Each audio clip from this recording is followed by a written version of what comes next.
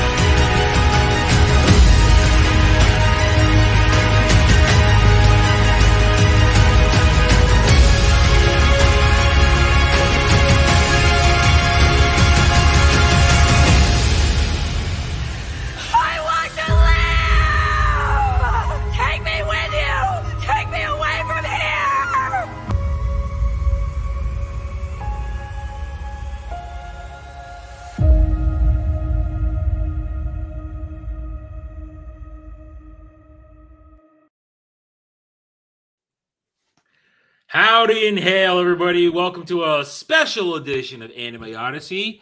I am Adam, Boomer Extreme, and I'm joined by one of my co-hosts this week, Jeremy Wormy. Anime Man and Jose are not here because for one simple reason. One, this isn't the regularly scheduled episode.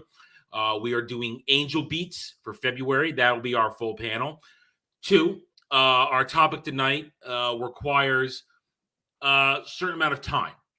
And Jose is in the middle of moving. So I cannot ask him to be here on such short notice. And my man can't do this because he has a visual issue and he doesn't read subtitles. And the center of tonight's discussion, Mobile Suit Gundam, The Witch from Mercury, is only in subtitles right now. There is no dub for it, at least not that I know of. And even so, I'm not sure. Anime Man, we don't really talk Gundam, so I don't think has the Gundam depth that I know Dermy does. And Dermy's a huge Gundam guy, and I'm a very large Gundam guy. And so Dermy and I have been wanting to do this for a little while. And with the season one, part one of Witch of Mercury just ending a couple of weeks ago, this is a good time, I think. With the way this month's schedule worked out, where we kept having to delay the Mob Psycho discussion due to mostly problems on my end. It was problems on my end due to the wonky post-storm internet crap that's going on here. we didn't get to it until we were in January, and then we had to choose the new episode, and we didn't want to double up watching because that's a big deal to somebody watch between 13 and 25 episodes of a season for some people. So it's a lot to ask. So we wanted to make sure we didn't overload everybody. Therefore, Dermy was already watching it. I was already watching it. And we've talked about in private about how Witch from Mercury it's a fascinating entry into the Gundam franchise. So I thought, okay, let's do this. We decided on today's date. And fortunately, I am here. My computer did not die. I was a boomer. Anybody that read my community post this afternoon, I deleted it. You disregard it. I am Boomer Extreme. I am a retard, and we are simply going to move on, and I will get roasted on it later by everybody who knows what happened. Anyway, so Jeremy, how are you doing tonight, man? I'm doing pretty darn good. You know, I got an arm finally. Nice. It's nice. I can actually lay back in my chair on streams instead of having to lean forward the whole time. I have an arm, but it doesn't go this way. The way I have to hook everything up due to all the crap I have here, because you can see all the various crap I have here, and the way this desk is designed, it's an L desk, and it's got certain places where I can up, but the only way I can hook this up and not have it be in the way of this screen or in the way of that screen and where I can push it is this way, but it goes that way, but it doesn't go this way. So that's why sometimes people see me constantly going like this. I'm trying to do it, and I stream in this direction because it works with the background of the TV and the second monitor, and the camera goes here. So that's how it works, and that's how I stream at this time. So as you guys can obviously see, I'm trying to rearrange everything. I like using my OBS setting, especially because then I can incorporate my green screen a little bit better that I want to get. And he can horrify us with Brie Larson's feet. Well, there's that. Yeah. Also, I need to probably do another rearrange here soon because I have I do this out of a spare bedroom. And the bed that I have sitting right here is an old kid's bed that's covered with pink stuff. So if you watch my videos, you're seeing it because when I stream off OBS, this style setting that I have it on right now isn't there. I have a little corner in it. Yeah, it's why I put a screen up to hide the furniture on this side of the room when I'm doing a straight up video. That's why I put a screen up so you don't see the furniture usually covered in crap or stuff that I'm moving around. You know, it's always got something on it. So just I put up the screen, but that's why generally the background it's just as it is. But so we can discuss decorations and beds and furniture and camera stands. I have tons of all day long we can do that. Cool decorations. I still have my Fun Psyche. I still have my Gundams. And if you guys haven't figured it out by now, I'm a big Gundam fan. Yes, he is. He takes time to make videos on Gundam that he knows nobody's looking at. Yeah, I know nobody's looking at it. He just does it for fun. He just does it. That's dedication. Gundam.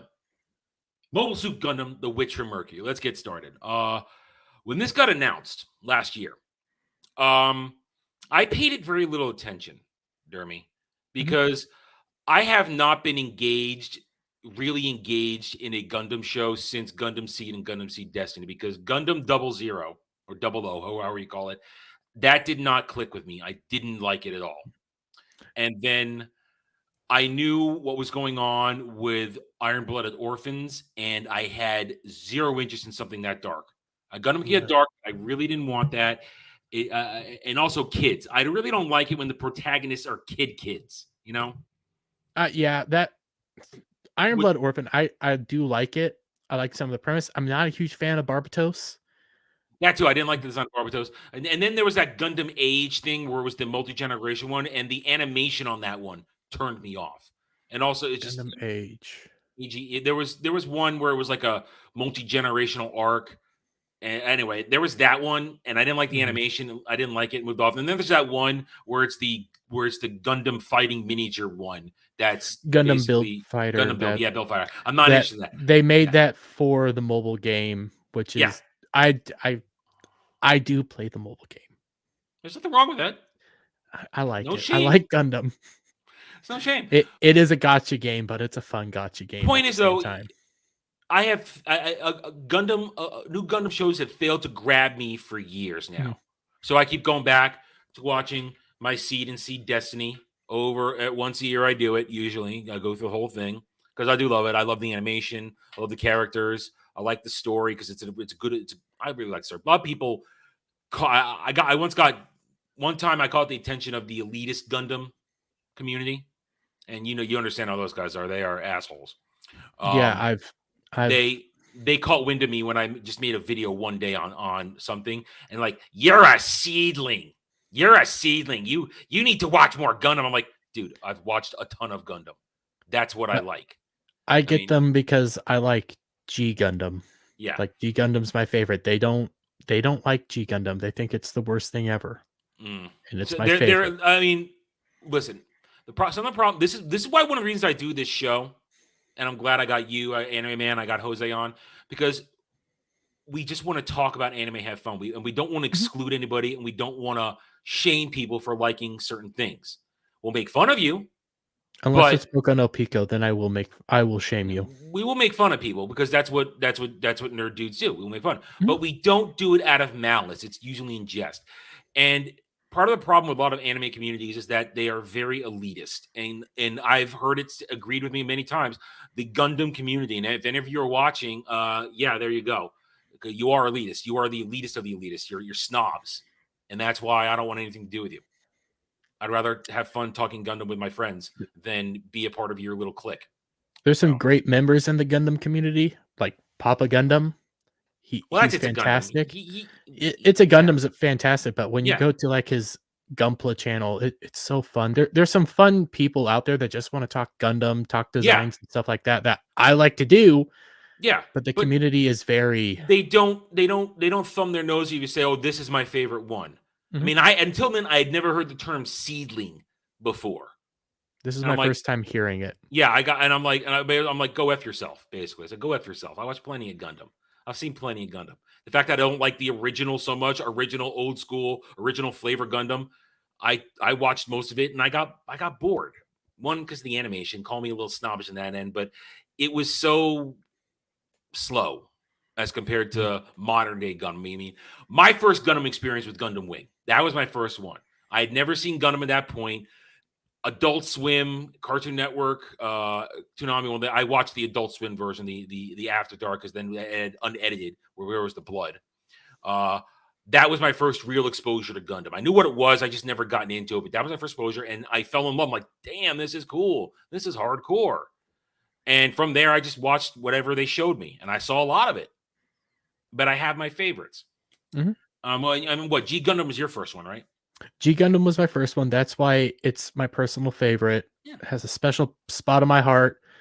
Characters, I love the story. I'm going through it. I'm analyzing the story. Story's not great. Some of these episodes are actually really crap, and it's very much Gundam of the week. Yeah, in several moments, but it touches Gundam Street me Fighter. Gundam Street Fighter is what it is, mixed with Dragon Ball Z. Literally. Yeah. I remember when G Gundam came out. They aired it after Gundam Wing, and I thought I was going to get another Gundam Wing level thing, and I watched. I'm like, wow, this is not Gundam Wing. This isn't Gundam Wing at all. It was a failure it was one of their biggest failures. They have a whole manga selection that actually goes deep into like the lore and stuff, deals with Master Asia at a whole lot bigger level, spin-offs and everything. Never became an anime because the anime failed. Yeah. I watched it all. Don't get me wrong. I watched the whole thing. I remember most of it. It has a good ending. It has a really good ending. Yeah, it gives you the touchy feelies. That ending. Get you either way. But Gundam follows a pattern. Very much Earth so. Except for a few. Except for G Gundam. Not even G Gundam has the Earth versus space, but except for but that's what I'm trying to get at. Like G Gundam, Build Fighters, and what we're talking about today, and also the little chibi, whatever it's called.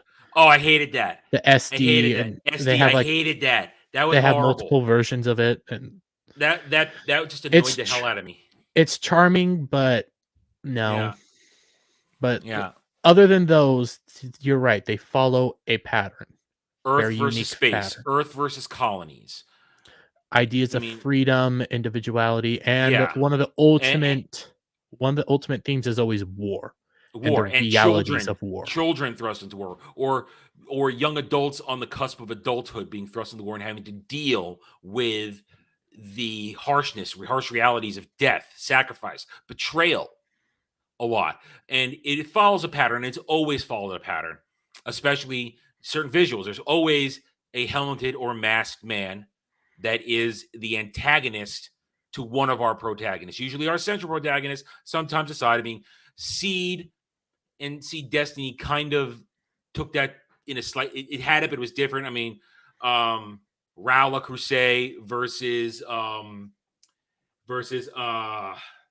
I just lost his name. Mu LaFlaga. They were the real antagonists. I mean, Rao was not, even though Rao was obsessed with Kira by the end, it was really Rao versus Mu in that. And later on, when it was Mu as Neo Roanoke, it was him against everybody in that. There was no real thing. But there was always been the masked man, the helmeted man. Even Witch from Mercury has even taken that on a new direction.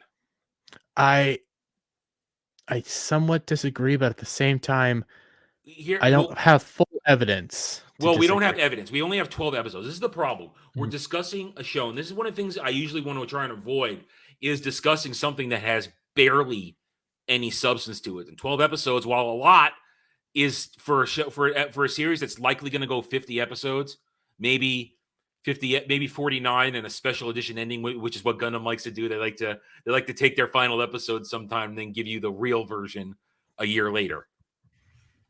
They like to do that. And then you got to get the complete version. But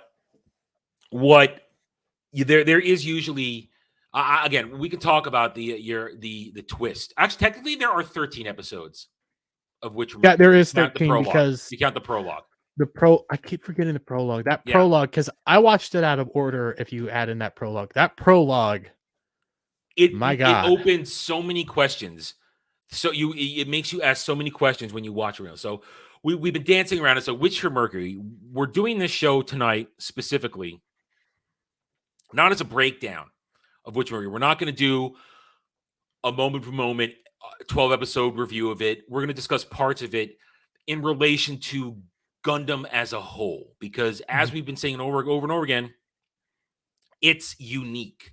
It really is unique. It has changed the franchise. And when it came out, as I said, we started this tangent, when it was announced, I was like, whatever.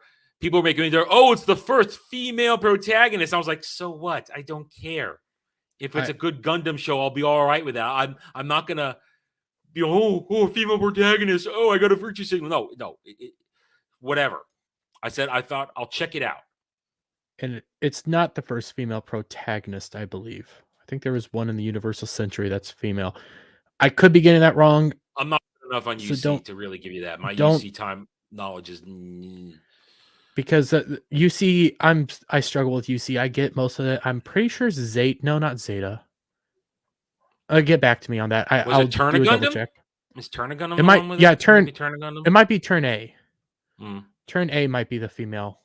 Because either way, they made a big deal. All the fake fans and the shills made a big deal about Soletta being the first female pilot protagonist of a Gundam, and she's going to be the center of the story. Came out, I don't read synopses. I just wait. I don't spoil myself. I wait.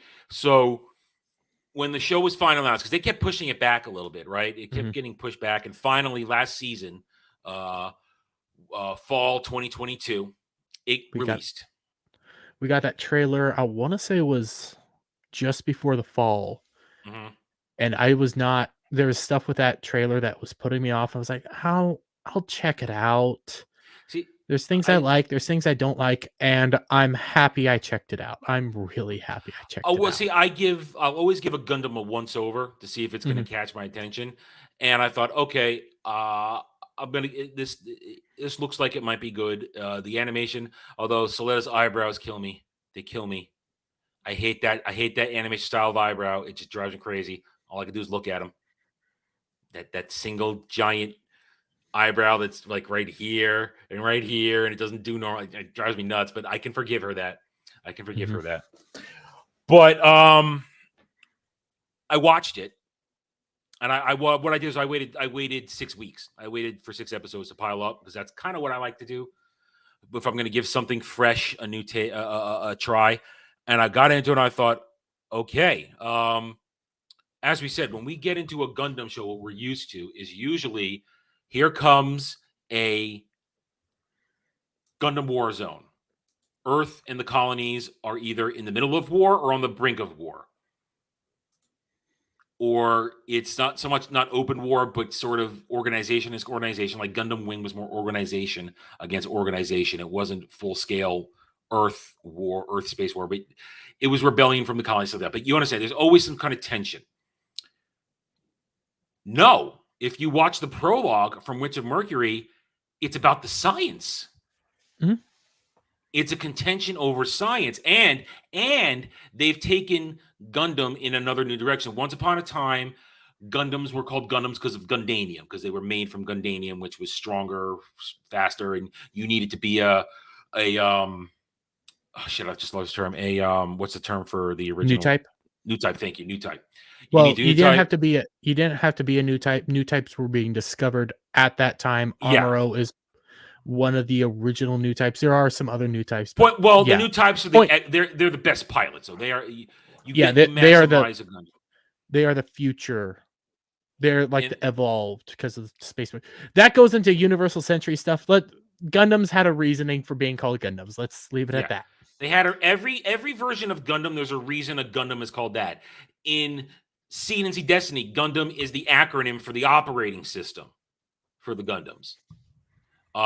In Wing, I think they were also, I forget in Wing what it was that made a Gundam. I don't remember, but Gundam have a reason, and it's usually related to the technology. It's usually related to something hard, something tangible.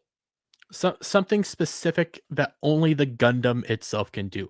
Yeah. Take 00. I like 00 a lot, but it has a unique engine source where it uses those things that plug in the back. Yeah. Right. Then you go to Iron Blood Orphan. They were used in the Calamity Wars to battle sentient robots that can self-duplicate that were named after. It gets so cool. Gundams are very specific. They always are made for a specific reason and a specific style. And this, I do like where they took it. Granted, I watched it out of order. I watched it to episode 6, then watched the prologue. It's fascinating because, they take it away from the physical mech and even away from the operating system, because like for Gundam Wing and in Seed, it's all about the operating system and who can actually make it work or make it, or like you needed Kira to actually correct the operating system to make it usable. In this one, it's derived from medical technology that's supposed to help people survive in space, or in some cases also, restore usage of for brain communication to limbs. I mean, it's supposed to be medical technology, but it comes with a massive side effect of basically overloading your body. I guess, is there any other way to put it? I mean, because the science part, it goes over my head. I need to go back and rewatch it to try to understand it. But I believe you're right. It slowly kills you. It's designed to try to help you and try to help you live in the future, live in space. They believe that this technology will assist you in space. Like, even jumping ahead a little bit, the main character's mother uses it to help with her body because she's been drastically injured. It uses it for prosthetics, so it does help, but it slowly kills you over time. And the harder you use it, I mean, and it's the visual thing. People who are not working with it, they get covered in these red veins all over their face. I'm assuming it's on the rest of their body too, but we only see the face because that's all that's visible in the spacesuit. And it kills them. They can't breathe. It puts too much strain on the nervous system, too much strain on the brain and everything, and it kills you. But it makes you do incredible things that you expect from a Gundam. And in the prologue, you're watching the pioneer of this old lady who's got some weird cybernetic shit on her head, on her face, who is they call them witches. Witches are the ones that make Gundam Tenga or gun or I think gun technology, and I was thinking yeah. gun bits, the extra things, which I was talking about as a Dragoon system, but they're not really. It's what they're calling the Dragoon system in this one, the gun And bits. they are called gun bits, I think, still in Yeah. this, because that's No, another. they're called Gundam bits in this one. Yeah, I was calling Yeah. it Dragoon system because that's Mhm. what's I'm most familiar with. But then they called them gun bits on Gundam Ariel. It's like, oh, okay, that's what we're calling them. Okay, And that's because they what look. they're historically been called, as Oh, gun really? bits. Okay, Yeah, okay. So I am not perfect, so I know. yeah, It's I'm not either. yeah. But the issue was instead of Earth. Now there is an Earth versus space thing going on here, but it's first in episodes 10 through 12 in season 1. It's first kind of coming to the surface a little bit. It's more been about corporation versus corporation in science. Mhm. And that's the initial struggle in this. And that was fascinating. Here I am getting ready for a Gundam show, and I'm not seeing war. I'm seeing corporate war. And it's bloody corporate war because it's a mass takeover. Of course, you watch the prologue, and by the end of episode 12, maybe, just maybe, the dude in charge of in the translation you're watching, are they calling it cathedral or something else? Cathedral. Cathedral, That's yeah. what they're calling it. Cathedral. Cathedral is. Yeah. I They don't started know calling it something how else to. in the sub I was watching, but they started Mhm. off calling it cathedral, then they changed it. But it's cathedral. Yeah, Yeah. cathedral. It is their. I don't know a good way to describe it. I guess you could say it's like, take Disney, for example. Disney's not just Disney, it's several different companies formed together. That's what this is. And the Cathedral, three. it's the controlling mechanism Mm, of all the corporations. It was mm, designed to regulate everything. And in the prologue, they decide to outlaw gunned technology because it's too dangerous and it kills. And we're now learning maybe there are other reasons it's been outlawed. Where there's always more reason than just what we find on the surface in a Gundam show. There's always layers beneath layers. And I'm not familiar with all the names, and I doubt Dermy is either, because these are characters I haven't watched enough to have them get tattooed on the brain yet. And I'm terrible with names in these. Unless I become a real file of a show, names will flit away from me for all the shows I watch. mhm. Same. All I know is If I Soletta. rewatch And it, if I start rewatching it and rereading it, and if the dub does come out, I could potentially remember all the names, but even then it's going to be I hard need because I a remember dub helps a Soletta. lot. A dub helps a lot Mhm, for remembering names because then I'm hearing it rather than reading it, and mhm, that plays a little bit of a different thing when remembering names. Then again, I mean, I don't rewatch things the way a lot of people do because of the way my memory works. I kind of remember everything, so to rewatch it, I'll get bored because it's like I remember this play by play. I don't need to see it. I'll rewatch things if it's been a lot of seasons and it's leading up to a new season. Like I did that. I've done that for a lot of things that are starting up, particularly this season. I got rewatched. Is it wrong? Pick Up Girls in a Dungeon leading up to season 4. I rewatched Bungo Stray Dogs leading up to season 4. I'll rewatch some. If there's a lot of episodes, I'll rewatch just because I want to enjoy it too. I want to get pumped for it. But this one, I probably won't rewatch this for part 2 because I kind of remember everything that happened. And once we get into it, the names will be all there, so they'll be telling them again, and mhm. we'll see what their names are. But right now, I remember Soletta, and that's about it. Yeah, I That's the only cannot thing I remember her fiance's name. I can describe everybody. I can have funny names for them, but that's the way I'll describe them.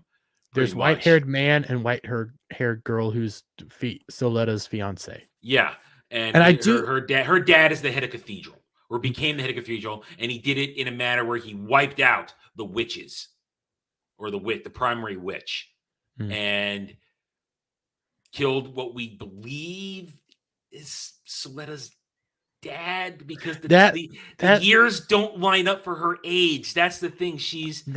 That's the issue that I'm coming to, and it's the years. You had a don't line up. theory. You had a I had theory a of theory. what Soletta is. I disagree with it. I don't. No, it's not my theory. I saw it on a show website one day before I Oh, you started did? watching the show. I hadn't started watching yet, and I hated how they put things up there when you're scrolling. It's like F you for spoilers. I'm like, I will every time I see a My Hero Academia picture, I quickly scroll by because they're going to spoil the hell out of that for me if I'm not careful. So I quickly scroll by. So they spoiled that, and it was their theory, not mine. But you got to wonder. I would lean towards more cryogenics at this point. That's what I'm leaning towards. She's some sort of she's a clone, something like that, because she is special. She is very special. Because there's something that her mom says in the she's final not episode. Airy is the original name of the child in the prologue. That was her original name, and they look the same, and they can both interact with Gundam Ariel without. It wasn't Ariel though in the prologue. It was the foundation of Ariel, though. It was a foundation, but at the same time, it wasn't Ariel. And they have a very specific name for when you interact in these Gundams. They say their name. They have a connection. So there's something between. Here's the thing. But that original little girl, Airy, she was able to interact with it without getting the feedback that causes the pain. And she was able to open up that initial Gundam. Get through that. That neural block that they couldn't penetrate to awaken the AI. That basically is what it is, the operating system. And Soletta can do it too. But she calls herself Soletta. She's not Airy. So when I heard that, I'm like, wait a minute, she's calling herself a name. But then when they said the years, it didn't line up. And that's why I'm questioning, can this be the same little girl? It's definitely her mother that is pretending, they're saying she's Soletta mother, who is our masked, not antagonist, but she's masked, and she's definitely has her own agenda going on. I don't know if she's the mother. I think she's the mother, the artificial arm. I get it. She has that artificial arm. That's the only thing that connects her. When you compare her mother, because she has taken off the mask and we've seen her face, to the mother that we see in the prologue, they're not the same, because the mother in the prologue's tan and everything, has same hair color. Yeah, but it's she could probably change that. I could say she could change that. Point is, I mean, it's been probably, considering the head of Cathedral, whose name I can't remember, he was probably in his mid 40s, early 40s when that started. Considering he looked aged, but he had brown hair, but now he's grayed. So it's been a good, I would say, 20 to 30 years since the prologue. Because the dude who when you see the guy who announces him in that initial thing, he's now in a wheelchair and he's sickly. The guy who adopts the blonde dude, who is the head of the student council, and we'll get to that in a second. He's clearly older and a little infirm by sitting in that chair. So it's been a couple of decades minimum. So the ages do not match up. So, but now we're getting really deep into this. So I want to kind of step back a little bit and understand where we're going with this then. To the brighter thing. When we say it's been decades, because when the show leaves the prologue and the bloodiness of the prologue, we arrive at a school. Dermy, can you name any other Gundam show that begins in a school setting? Not Wing, no. even though Relina's at school and Hero infiltrates, it's not taking place in a school setting. You can name several Gundams that interact with the school. Build Fighters, I think, have a school setting, but that's not. I don't count Build Fighters. I wouldn't even put Build Fighters in our conversation today, because it's I would not. It's not real Gundam. It's Gundam Pokemon is what it is. It's Gundam Pokemon. I'm willing to bet there might be one that is going over my head right now, but not like this. I can't think. Everything else is war. Everything else, they might start in a school, they might interact with the school, they might be something with the school age, but it's not the main setting. The school is literally the main setting. But for this first part of the first season, for majority of the season, we are in this school, which is there for the elites of this corporation world that we live in. Now, these corporations are all based in space, and there's where your space versus, or they call them Spacians and Earthians in this one. And there is contention with that. Clearly, Earth has been ravaged by Spacians for resources. That's what we understand at this point. And the Earthians are not so much slave labor, but they're getting priced out. Yeah, they're worked hard. They don't get a fair. Yeah, they'll get a fair wage. They're overworked, and they get no benefits from anything. They are kind of the minority. Yeah, in this world. and we definitely by the end of the season are now introduced to the terrorist organization based on Earth that wants to take out the cathedral and all its connected corporations. I won't call it a terrorist organization. They're hitmen, more or less. You can call them that too. I mean, and either way, they are currently they are now our physical antagonists. Up until this point, when you're in this school, it's all based around Gundam fighting in terms of who gets to be the number one and who gets to be head of cathedral's daughters. I think her name is one of the big Melanie, whatever. Melanie. One of the big premises of this world is whoever the top fighter is gets to marry in the school gets to marry the cathedral guy's daughter. He wants to step down. He needs to have an heir, so his daughter is the prize for this tournament thing that he's doing. Male heir. It's very patriarchy. Yeah, and Saluda ends up getting the right to do it, and she doesn't even realize it when she first does it. She gets there and she just gets caught up in shit. And what you have here is basically it's non-lethal Gundam combat. And of course, as usual, we get an assortment of very interesting mobile suits. You get an assortment of them, but Gundam Aerial does not look like a typical Gundam. The Gundam from the prologue does this. The Gundams we see later in, and the Gundams that are coming from Earth, they have the typical proper facial structure. But Aerial looks very human. Is that Aerial looks very human? Aerial looks very. When I first saw it, I did say it kind of looks feminine, like a more feminine style. Ariel's a girl's name. Yeah, it's a very feminine Gundam. Now, Aerial 2.0 is very butch. Yeah, it gets a whole lot stronger, but Aerial has become one of those badass Gundams that you're like, yeah, this is Gundam. Because it's got a unique, like every Gundam, it's got its own unique operating system, and I don't want to delve into the theories of that because we'll save that for a real Witch from Mercury discussion because there's a lot of theory crafting going on with what's going on with Ariel's operating system and Soleta's ability to communicate with it and why she talks to it the way she does. That's a whole other thing. But what we're talking about here is, again, it's a unique Gundam compared to other Gundams, and it behaves differently and looks different. And so right away, you have this show, Witch of Mercury, where we are in a setting, it's a school, and they're competing for corporate control, not world domination, not competing socio-political ideologies. No, it's all for it's business. Business, like, yes, business. As the season goes on, it's all about business. It's all about corporations. It's this very unique thing that they're doing that I do think is apt nowadays. Fascinating. But it's fascinating because I wouldn't think I'd be drawn into it, but I am. So into it. Before the show came out, I did a video, and I don't remember where the article is, but it was the Bandai people were talking about, hey, they changed up Mercury for a specific reason. They did a study, and they found out that high school age Japanese kids were not interested in Iron Blooded Orphan at all. I wasn't. New generations were not going to the darker, grittier Gundams, like the old version of Gundam. So they decided to change up the setting, change up the feel for a new generation. And I think they did well. Because when I first heard that, I was like, I don't want Zoomer Gundam. I don't want this. Well, and then again, I think this is Japan. Zoomer is not a thing in Japan. So yeah. I mean, but they're that's an us problem.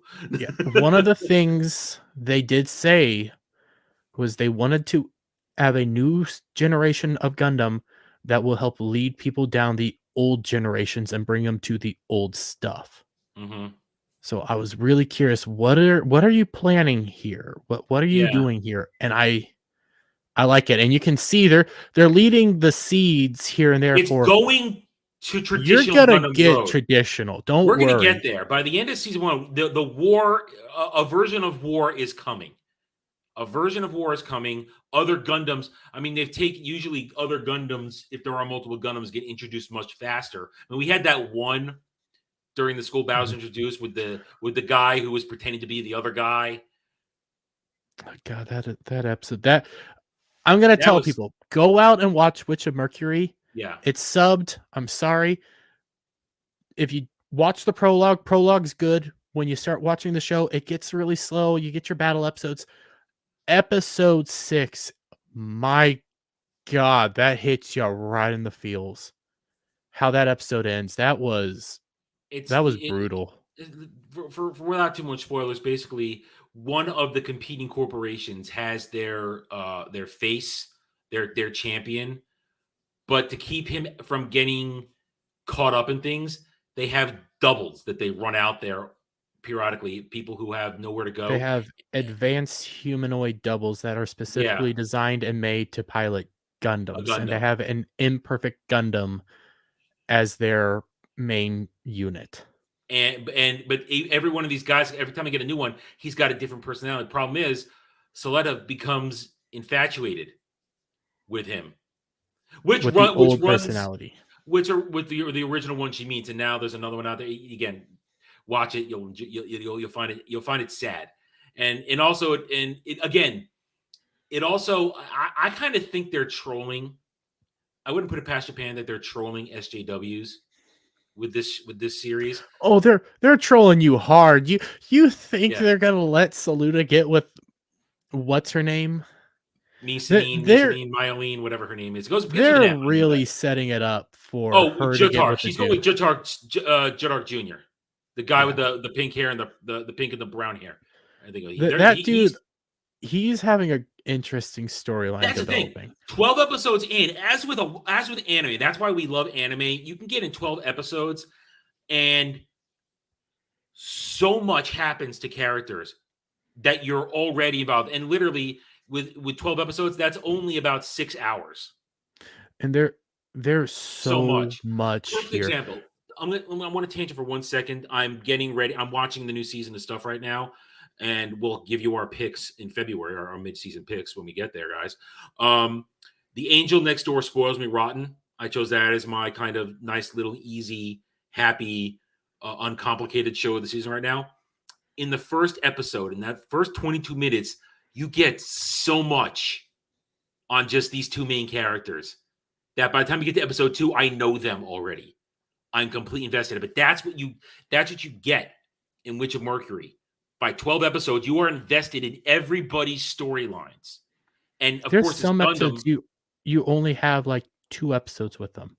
Yeah. And you're like, I want to know more. You might have just a few scenes with a character.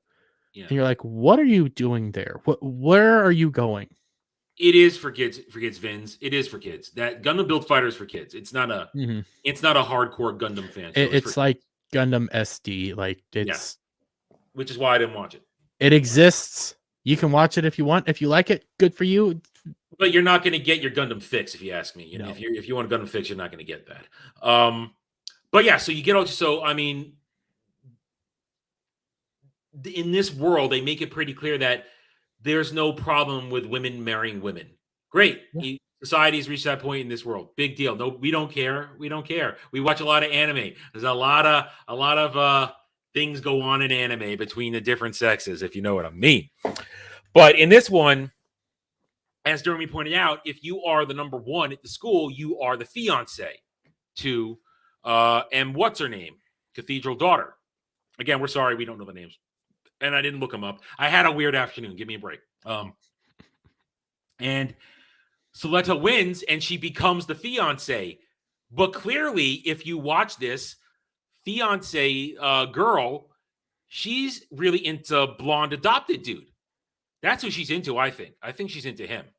She has a thing for him. Like yeah. When you start dealing with their story and everything. Yeah, you get a little more. Yeah. Yeah. And Soletta, she's going to be into Jutark Jr. She's going to be into him because they butted heads immediately. Mm-hmm. But then he falls in love with her. He's like, God damn, I love her. I love her. But now, romance is not an uncommon thing in Gundam. Mm-mm. And usually it is between young people. And that's a common thing. I mean, Hiro Yui, Relina Peacecraft. even though they don't officially get together. You know, it's going there. Even by the end by Endless Waltz, it's going that way. In G Gundam, that's all about romance. G Gundam's all about the romance in that one. I love it. It's very obvious. Yeah, Rain and Domon. Rain and Domon. Then you get the little. I don't remember where she's from. Denmark, something like that. You with get the green her hair. for a little while. Green hair. Yeah.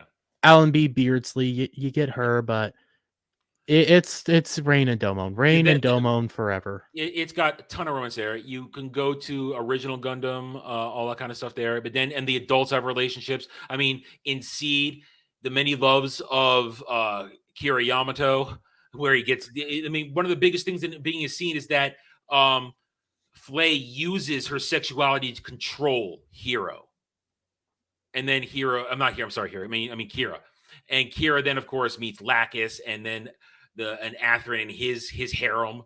I mean, romance is not an unusual thing, and it's usually played out a lot more hardcore in early Gundam shows. Go to Iron Blood Orphan, one of the last series before this.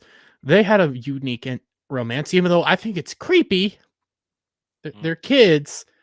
The hero ends up having a kid, even though he dies. He has a kid, and you see him in the future. But he has his own harem. I'll say that. They have it there. In such a dark, freaking twisted anime, it's there. You have your tropes. They exist. And in Gundam, you can have the adult romances like Mu Laflaga and Maru Ramius. I mean, I love that couple. They're so good. I love Mu Laflaga. The man who can make the impossible possible.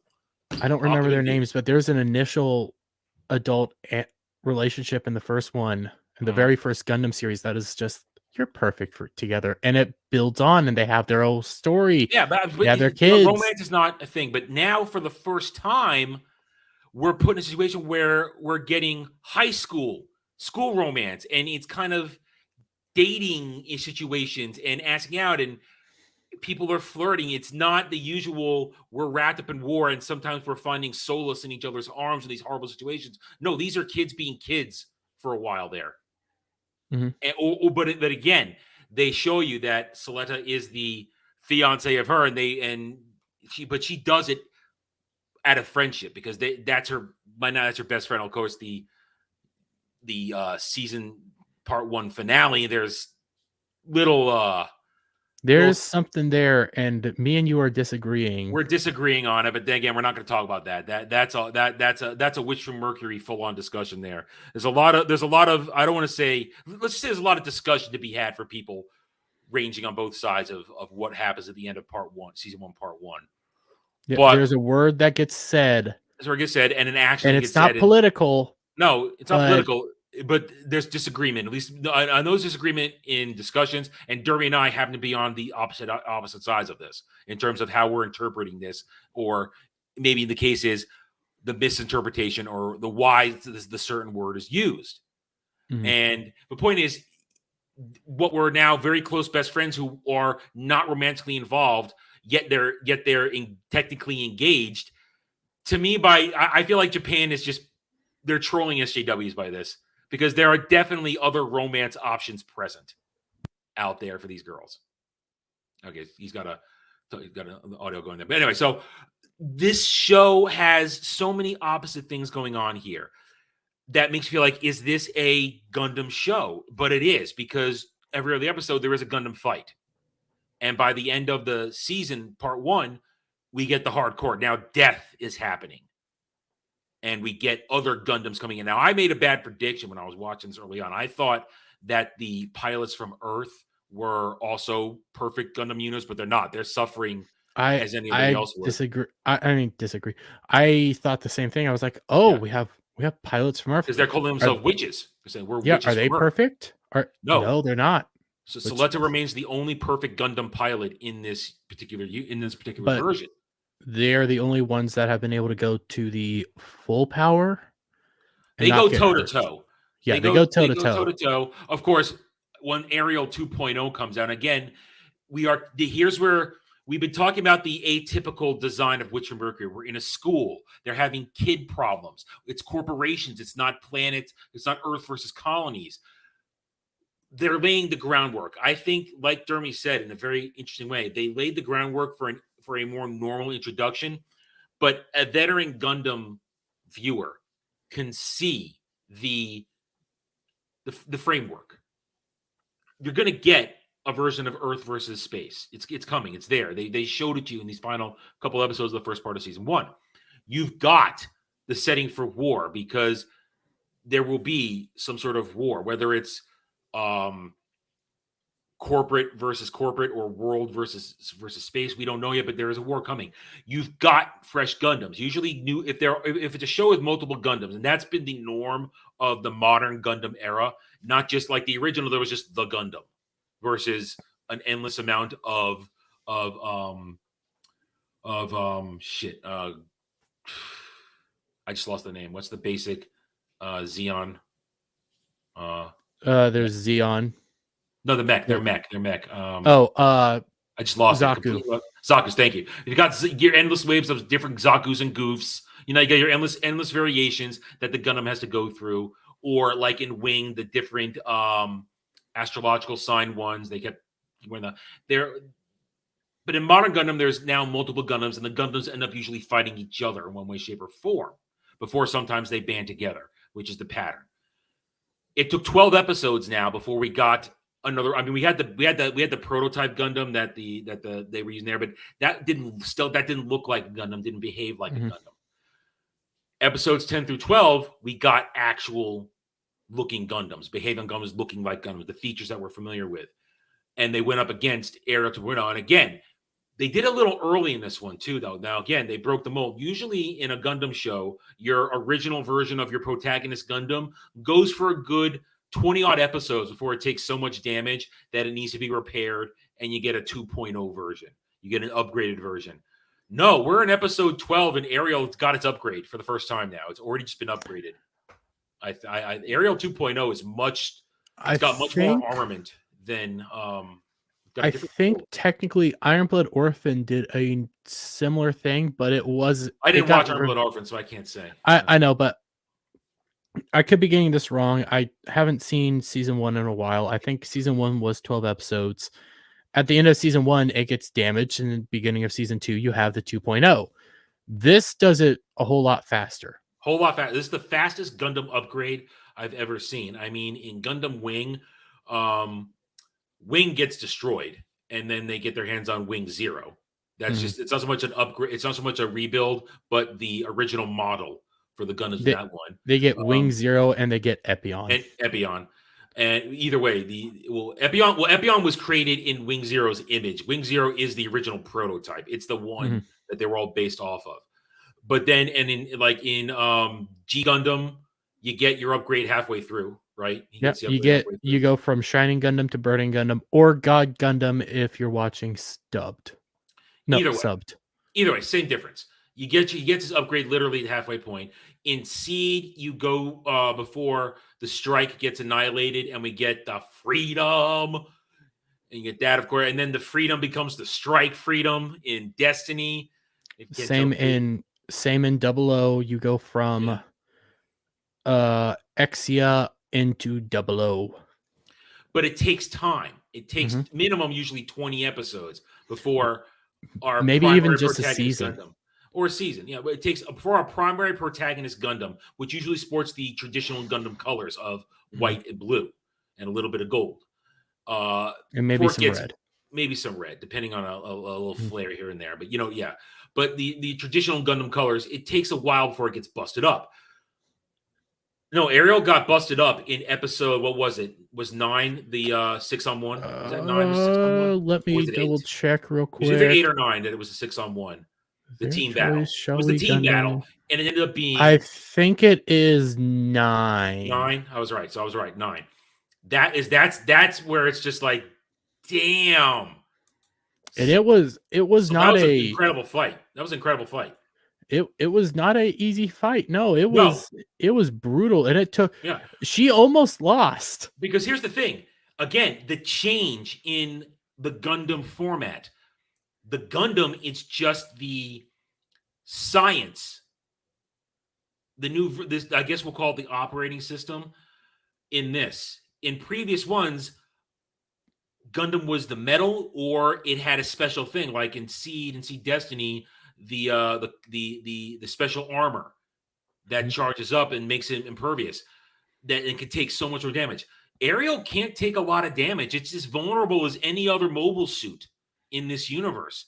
If the gun bits are not active, if she can't manipulate the gun bits for defense. So she could take it's all about her skill and her technology, her gun bits to avoid damage. So in that fight, she takes a ton of damage, and Ariel gets busted up, loses arms, legs, and is beat up bad. So it has to get shipped off to the factory to get rebuilt. And we get in episode 12, oh boy, do we get Ariel 2.0. And Ariel 2.0 is a beast already. My God, that initial gun. It didn't do a whole lot.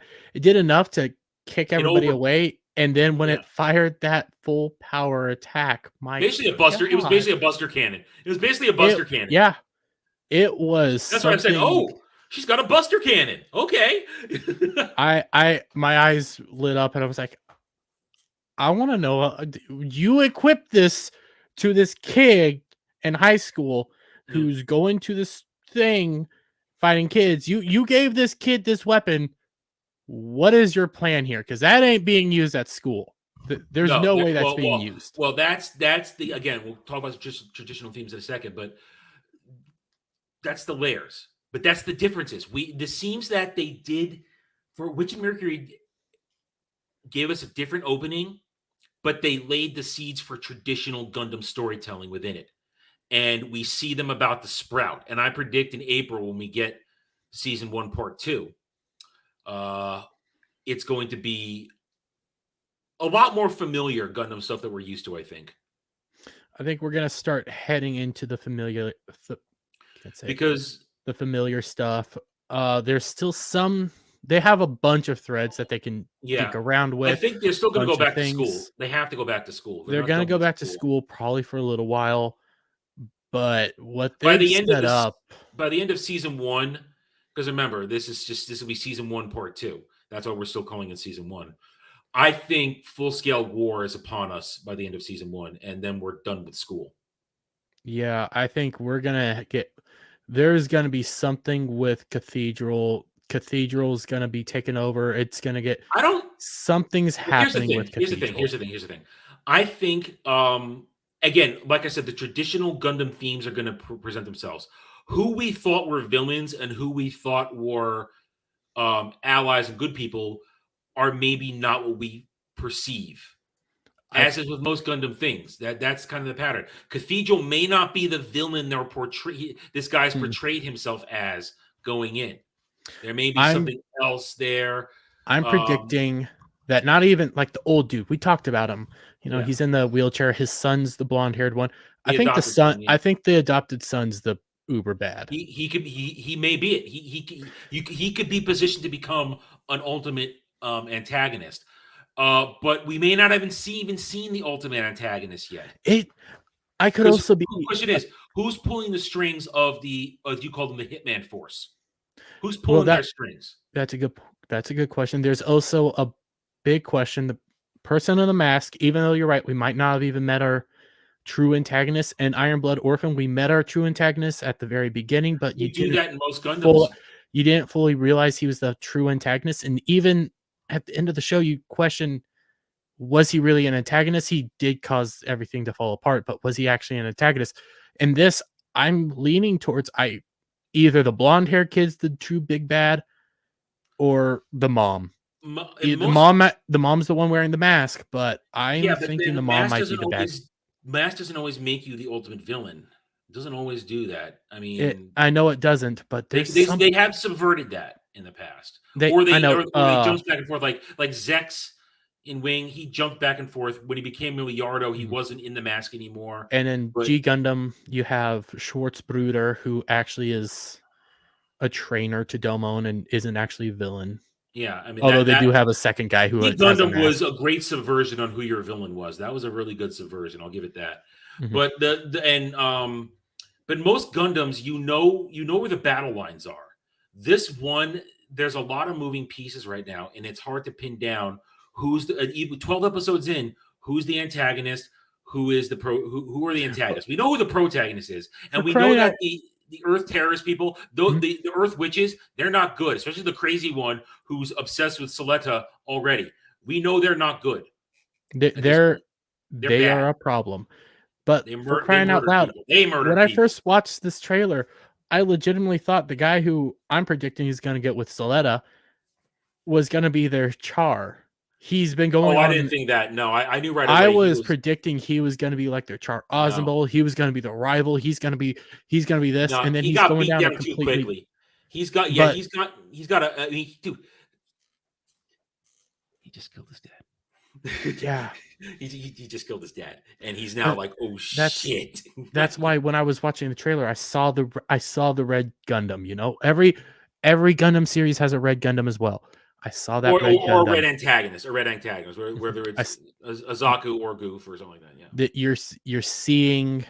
I was seeing it all play out. You know, I saw the red unit. I saw our Gundam battling. It's like that's our Char. Okay, I figured.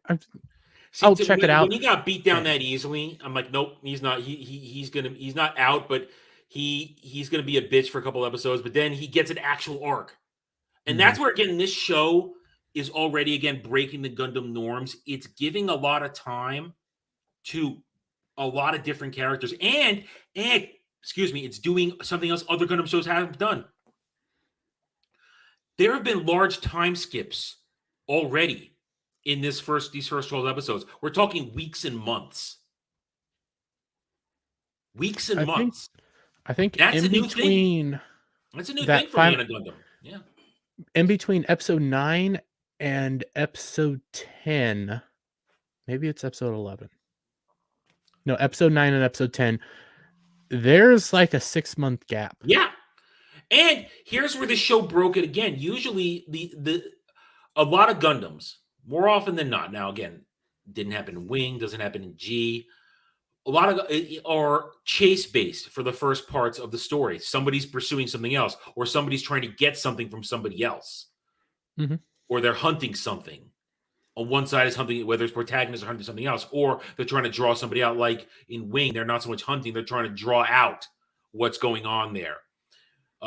In this one, nobody's hunting anything. Everybody's trying to prove that Gundams are in play. But there's no chase going on.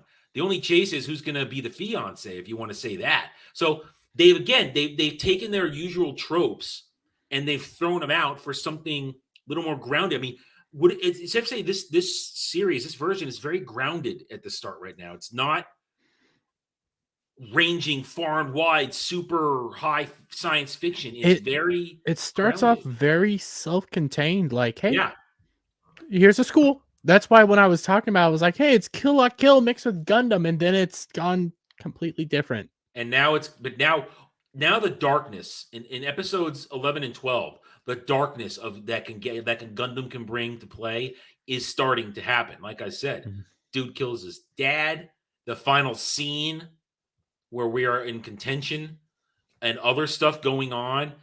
It's the socio-political stuff that Gundam is famous for. You can see it moving in now, but it's moving in a different way. And again, and you can see the layers upon layers of who is a villain. What are all the plans? What is the mother's plan? What is Cathedral's real goal? Are they really against Gundam, or are they waiting for it to come out?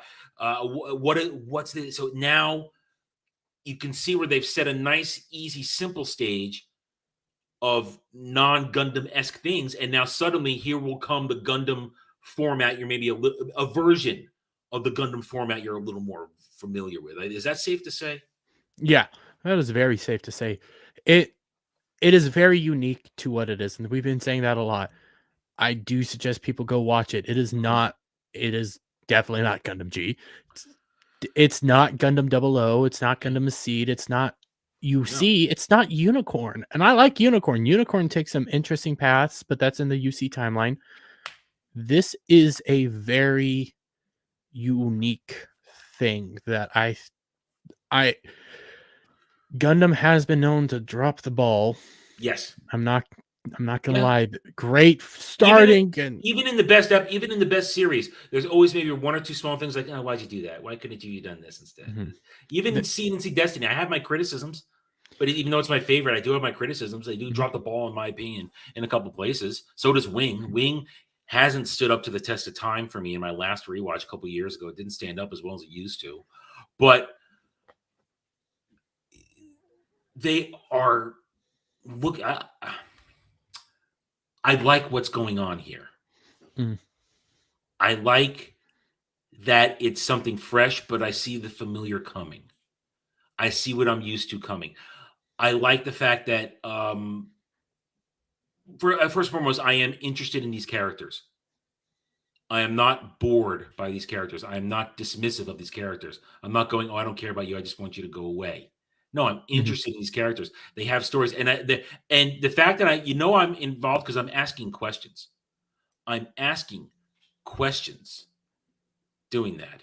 So it's just it's fascinating. It's fascinating. I mean, I can't. We're going to wrap this up now. We're coming towards the end because, again, we keep going. We're going to talk too much about the show, but I think we've gotten our point across on how unique it is. Yet it's also setting the stage for what we're familiar with. And I just recently found a aerial Gunpla, and I will be buying it. See, all I want one day is just a nice freedom statue. Just a nice, maybe opposable freedom. I don't want to build a Gunpla. I'm not going to build them.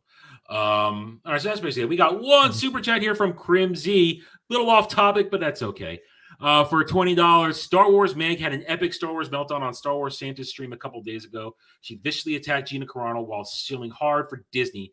Recommend you watch the Knights of Melvin's vid covering it. I saw the clip. My God, this woman was insane. She's also going off. We're off topic right now. Yeah, so we're at the end of the show. That's why I went to this because we're done. We're done. I can clip this out for the re-upload.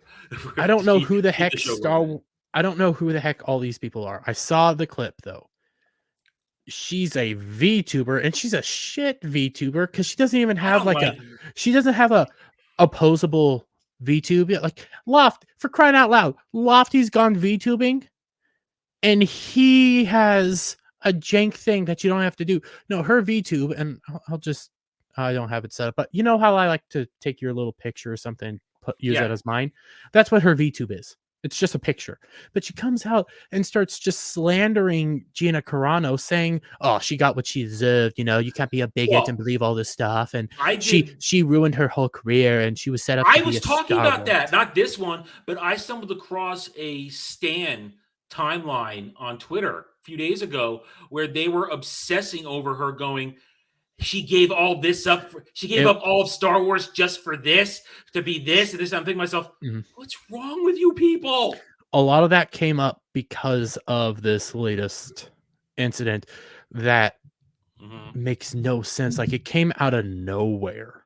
And I think it has to do, it's all because Mandalorian's coming back. That's the whole reason. Well, I think they were talking about a recast. That I mentioned that. Yeah, I did the video on that. That's what I did. Okay. It was the rap, so it's a rumor, but I clarified it might be happening. I didn't say it was happening. Yeah, I mean, I spend my time, my Twitter time, part of the time I do spend on Twitter right now is trolling Star Wars stands. I get perverse glee from it. Very few take the bait. Well, we were live on Monday when one of them changed his tweet replies because of me. So it worked. No, actually, no, that was a Pedro guy that I got to do that. Sorry, it was a Pedro guy. Either same thing. No, so I'm fascinated by the stan culture on Twitter because I hadn't really looked at it closely. I only would get them when they would find me.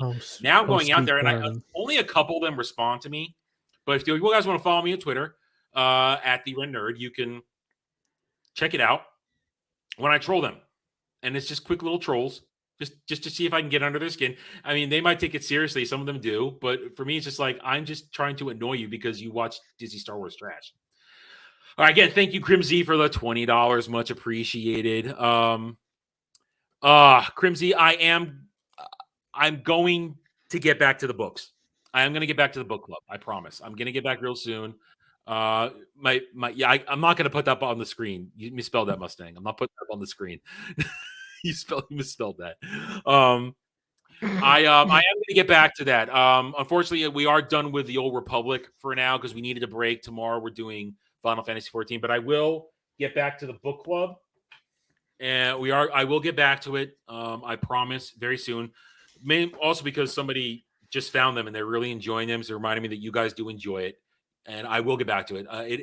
It also occurred to me that on these slow days, it really would help if I had something like this ready to drop for you guys on a slow content. Because let's be honest, January for me has been kind of slow on the channel. Been kind of slow. Haven't been able to cover a whole lot.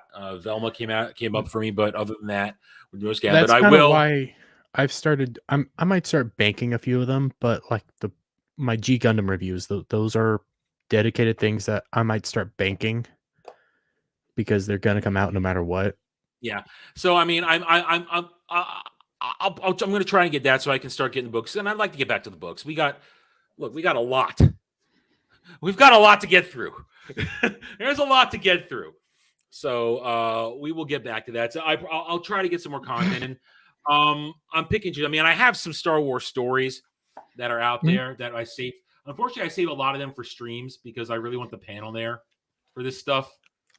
But I promise, Crimsy, I will try and get some more out there very soon. More stuff like that. And of course, I can only work with what's out there. Anyway, so thank you again for that $20. Anyway, so we're kind of done here. I think we're done. Yeah, we're pretty much done. Go check out. We're done forever. Bye. No, we're done.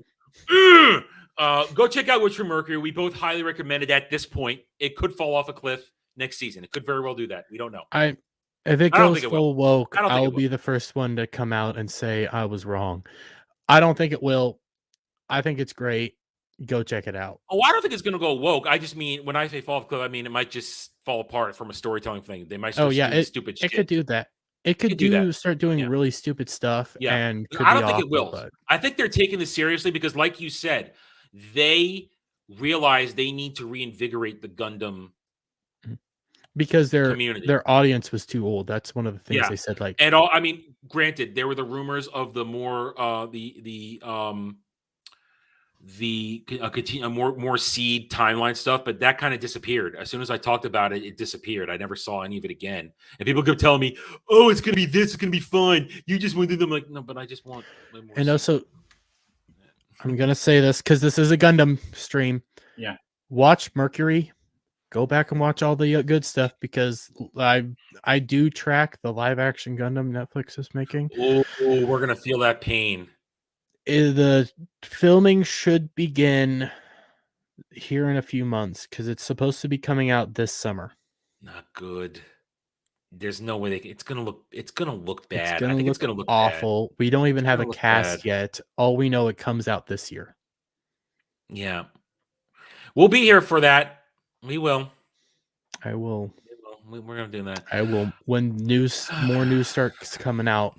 Yeah. You guarantee me. You think I'm going hard against Velma now? Velma's just a hobby. Velma's something that keeps on giving. It's just there. That's just there. That's giving us a little bit of. That's giving us something to do. Velma gives me something to do every Thursday right now. That's what Velma is. And do I get some views on it? Yeah, I do. But it's and I have the basis of an old school Scooby-Doo fan that I can really understand how horrible it is. But Velma's just kind of here. Velma's gonna go away. Gundam's a foundational thing. Yeah, Papa Gundam said this a while back, and I think it's 100% true. Gundam was Japan's answer to Star Wars and Star Trek. 1970s. Gundam is older than I am. Yes, I'm not that old. Gundam is older than I am. So I mean, it's been around. It's one of the original animes, dude. Mm-hmm. Gundam is one of the original animes, and it's also one. It's not the original mech, but it is something that helped push the mech genre. Yeah, it evolved it. It evolved it, and it's stood the test of time. Mm-hmm. I mean, we all will disagree on where we kind of been cutting ourselves off from the shows. We discussed it earlier. I haven't been engaged in years. This is the first time in years I've been engaged in a new Gundam show. But it has stood the test of time, and one of these days when I move and have a better office, there'll be a Strike Freedom somewhere in the background. It'll be standing there ready to go because when I we get all a have our better favorites. camera, you could see my Master Gundam box, which is up here, and all my other That's Gunpla. it. Yeah, I love we all have Gunpla. our favorites. We all have our favorites, and Gunpla is one of those crazy things where you just take your favorite and then go to town on it with your imagination, and you just make something crazy, and that's cool because that's what could happen in Gundam. They always do evolve these the frames of all the mobile suits. It's great. So Gundam is great. Witch from Mercury is very interesting at the start right now. In another year or so, we'll probably be able to come back and talk about the entire thing because I figure it'll be a year before they're going to go. They have to go 50 episodes. If they're going 50 episodes, if they're going 50 episodes. We might be able to talk about it more at the end of this time season. next year. This time next year, summer. No, yeah, no. By the end of spring 2024, we may be able to come back and do a full discussion of season 1. No, the whole thing. I'm willing to bet it's only going to be season 1. The way they're moving, way a lot of anime is moving. It's going 50 I know episodes. it'll go 50 episodes, but when is it coming back? Well, here's the difference. It'll come back because it's not based off source material. It's not locked into a manga or a light novel. As far as I know, there's no Witch from Mercury light novel or manga. I'm not sure. Don't believe so, but what I'm more talking about, like, do they already have the episodes animated, designed, everything like that? They just need to put them out. Do they have a storyboard? I would say, do they have it storyboarded out? If they have it storyboarded out, I think by either spring or summer of 2024, it'll be done. I don't think they're gonna. A Gundam show generally doesn't stretch out for more than 2 years. Does it? I mean, depends. I remember Destiny took it. I mean, yeah, Destiny has always been criticized because they reused a lot of animation. That's one of the criticisms of that, but it didn't take more than a year. But also, like, that's old generation. Even Iron Blood Orphan took, I think, about 2-3 years. But this is our new generation where you're getting your first season broken up into 2 parts, so on and so forth. So well, here's the thing. No, usually they do break up into parts, but usually they only break it up into one season to the next. I mean, I've seen plenty of shows that are 24 episodes, but they break it up by the season. They're literally breaking. I mean, they break it up only from, like, they'll go from fall to winter. This is the first one I've seen in a while, along with Is It Wrong to Pick Up Girls in a Dungeon season 4, where they've taken a full season off before coming back to it. So if it follows that pattern, it'll be. I mean, if they go from spring, that means we won't get. Maybe we'll get season 2, part 1 in the fall. And then we would get season 2, part 2 in the spring. So by either spring, or I still say by spring or summer 2024, I think we will probably be coming back to do a complete review. Yeah, because if we get a summer this year, season 1, part 2. Yeah, maybe. No, it's spring. It's April. It's spring. It's official. It is coming. It's spring. It's April. Okay. It's April. It's official. Okay, so it might be 2024, maybe 2025. Because I'm going to say, all right, I'm going on the record that we are completed with Witch of Mercury by the end of spring season 2024. I think we're done with it. I think we've got all 50 episodes by then. Question: How long has the final season for Attack on Titan been going? Different apples and oranges. They draw that out because they're waiting for the ass kicking that they're going to get over that final episode, which has not been changed from the manga, which was a giant shit fest. Attack on Titan jumped the shark with the time skip, and it only went downhill from there, as far as I'm concerned. And they're delaying that as long as possible. You know what I'm saying there. That's also what I'm trying to get at, because they changed studios too. There was a lot of going on there with that. They've been drawing out Attack on Titan. They've been drawing that out. They also had to draw it out because it was based on source material which they had caught up to at one point. So that's why they. Well, I wasn't talking like the final season. The manga's over. How long has been over? I'm more pointing out, like, when how long are these hiatuses going to last? When are they going to come back? Different. Are I they think going to that's follow the?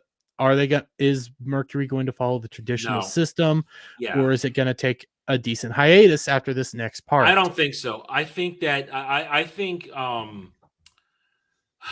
think Attack on Titan is a special case because It is a special case, and but also especially because they're delaying the inevitable with the ending. They're just trying to delay it as long as possible.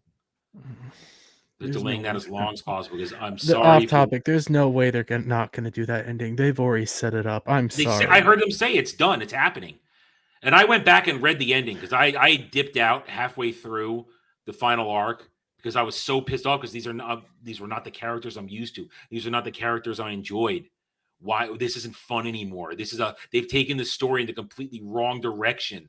This is bad. I hate every minute of this, and I quit. And then when it ended, I went back and skimmed over and read the final thing. Wow, this is how it ends? Terrible. Terrible. And they've just been delaying the inevitable because there are people who just watch the anime who don't read the manga who were so happy about Attack on Titan. Oh, it's so great, it's so awesome. I just kept thinking, oh, just you wait. You wait. You're gonna get a rude awakening.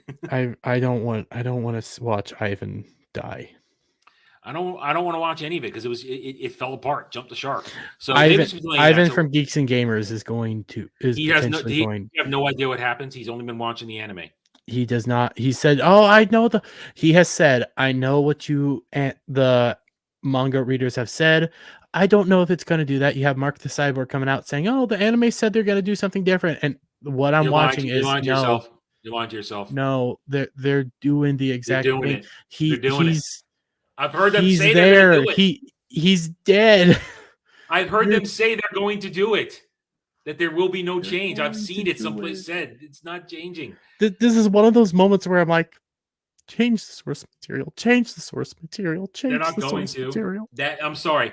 That show, that franchise was on when they did the time skip and they didn't change anything from the time skip, it was on an unfixed point in time course to fall apart.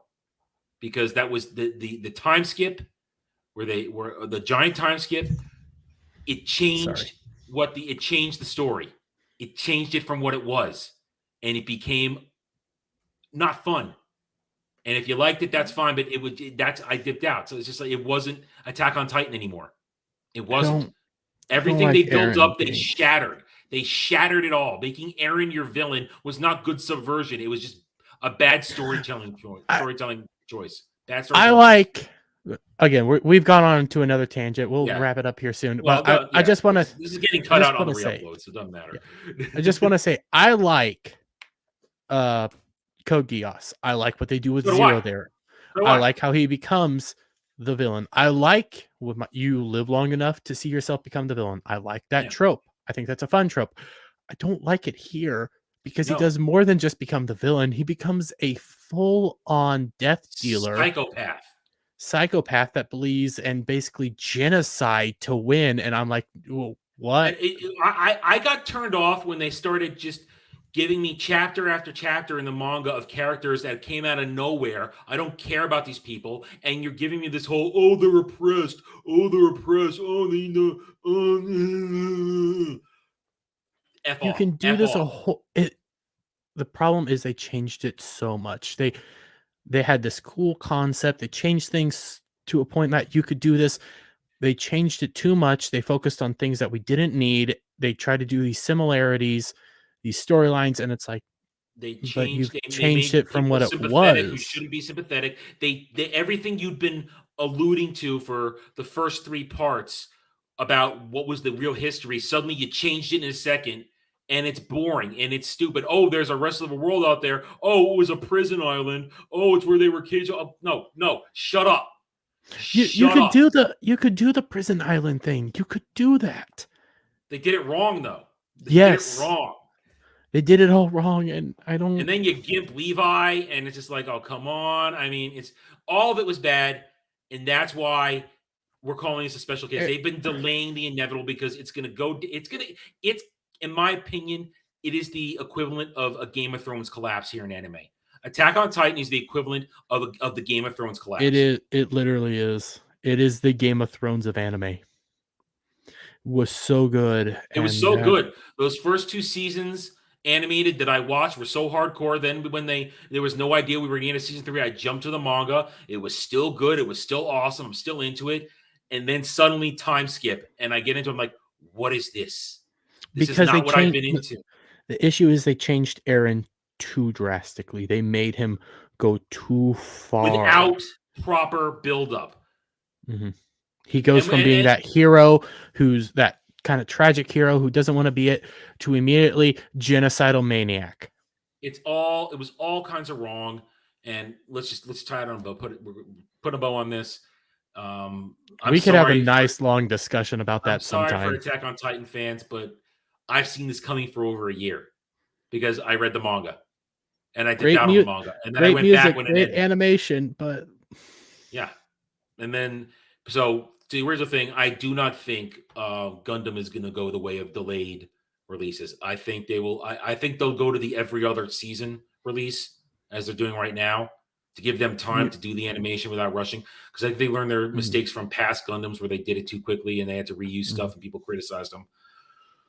You might be right. I think a year from now, a little over a year from now, I think the end of spring season, Japan spring season, anime season 2024, we will be coming up on the end of Witch from Mercury. Okay, 50 so episodes. then 49, 50 episodes, give or take. Because I'm going to predict winter of 2024, if not winter of 2025. Well, you mean fall 20? Oh, you mean it will be fall, December or January, one of the two. That's fall. You mean fall 2024 is what you're saying then? Yeah. Okay, you're saying fall 2024. I'm saying spring 2024, which is not that big a difference. That's a nice little evening point. All right, let's put an end to this. We went off a major tangent. If you're watching now from the time skip in the video itself, we hope you enjoyed this. Go watch Witch from Mercury. Go watch some Gundam. Enjoy yourself. Go watch some anime. Go watch the new season. We'll be back in 4 weeks. February. Yeah, I think 1 month. 22nd. I said it was. So did I say February 22nd? Hi, Anime Man. You came in right at the tail end. We'll be back on February 22nd with the full panel, with Jose, with Anime Man as well, doing Angel Beat. And also we'll be coming to you with our this is winter. Yes, this is winter. With our winter 2023 mid-season picks. Well, it'll be close to the end of the season by then, but we'll give you our up to that point picks. I've already got a couple. So yeah, we will be back with those. So we hope you've enjoyed it. If you did, remember, hit that like button and leave a comment below, and have a good rest of your evening or day, wherever you may be. Good night, everybody.